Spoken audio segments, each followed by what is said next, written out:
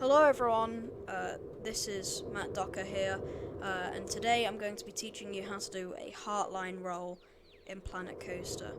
So this is a pre-built Heartline roll that I have just created to give you an idea of what it should look like.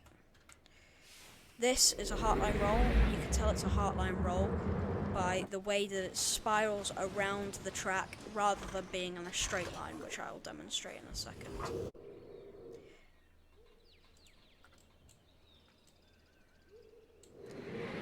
So yet again, using the exact same coaster, I'm going to be able to show you how to do a Heartline roll.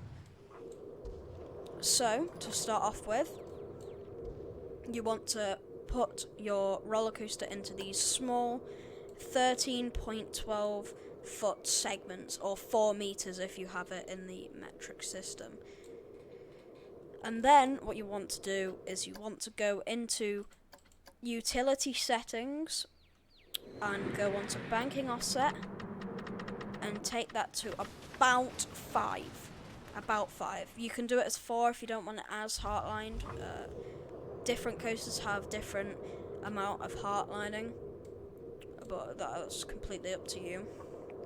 So now we are going to grab the rotation of the track and we are going to drag it slightly to the side to about 16 degrees. Now, this shows that the roller coaster will come through, but it will bank, and this middle of the coaster will stay in the exact same place. This middle set of the where my mouse is. It should stay in the same place if you've done it right. Now what you want to do is you just want to keep dragging it, pulling it, until you get this fluent motion. Now to show you a little bit of a smoother way to do it, I'm going to be elongating it just to make it a bit easier to smooth and a bit easier to show. Just dragging it out little by little until you get all the way through, and it should look like a spiral. So click one piece off, and this should be what your Heartline roll looks like. Now, it's a long one, it's not like this small one, and that it's just the exact same method. Grabbing this piece, dragging it 4 out, and clicking smooth all, and doing that all over the track, just to give a way of, the roller coaster being fluently smooth and keep the banking rolling. So let me just do that now. You should be able to, you should do this about 7-8 times back and forth, just to get it extra smooth, get all the pieces nice and smooth, get it all nice and normal looking, no janky bits, no not very nice bits. It should already be looking smoother, so there's no janky bits. It's just one fluent movement, just like that. So now if I start the test and up the station speed to about 22 miles an hour, because this is a long one, you probably have to be going a bit quicker, and going to track view, still, because I haven't smoothed it out fully, you can see the janky bits, but you can see it's in that fluent movement going through the middle. And if I switch the view, speed up time,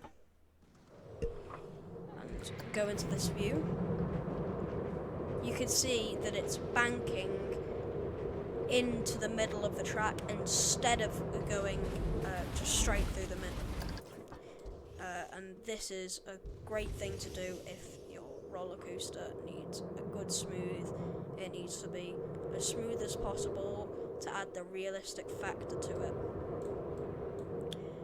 If we look at the smaller one over here, and just have a look at it,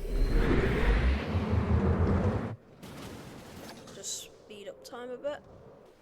Right, okay.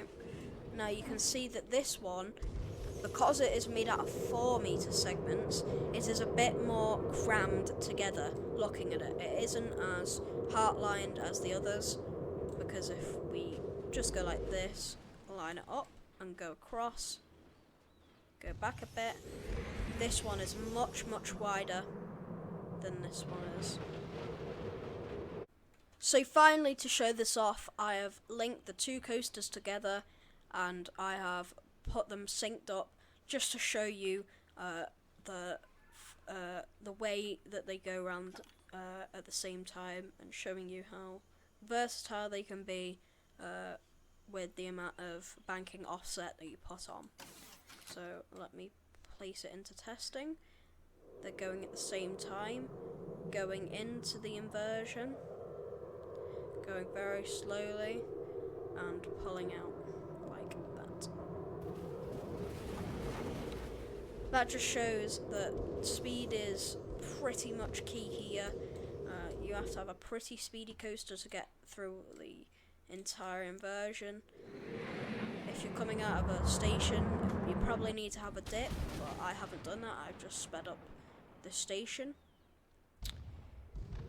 Here they go again. But I think that's going to be it for this video. Thank you very much for watching, and I'll see you all later. Thank you very much for watching. But wait, there's more.